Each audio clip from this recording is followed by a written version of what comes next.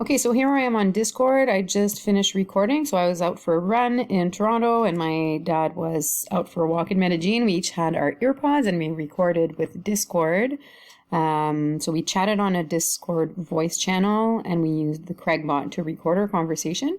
So I'm just going to go now into our my direct messages, and here I'll have the Craigbot, and I'm going to click on download, and it's going to show up in an external website here. And I'm going to go ahead and download this format and just wait for it to download as a zip file. Okay, so here I have in my downloads the zip file, so I'm going to just extract it. And I was originally going to use Audacity to put these two tracks together because it records, so the bot will record two different files, one for my person on the conversation, so it was my dad, and then one for me. So I want to put these two tracks together, one on top of each other, and maybe edit some of the sound and make it so that it's the same volume throughout. So again, I was going to use Audacity. I was having problems opening up these files with Audacity. It keeps giving me an error message. So my 10-year-old daughter recommended that I use CapCut. So I'm going to do that. I've already downloaded it. It was free. So I'm going to go to create a new project, and I'm going to import these two files that I just extracted into CapCut.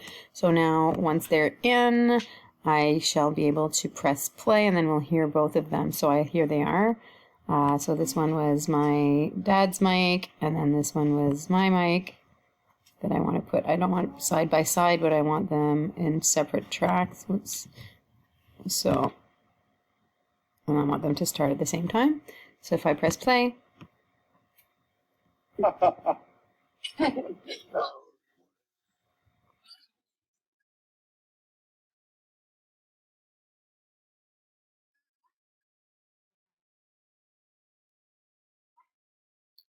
So I'm not going to listen. You're going to press pause, but then I'm going to go and play around with these sounds.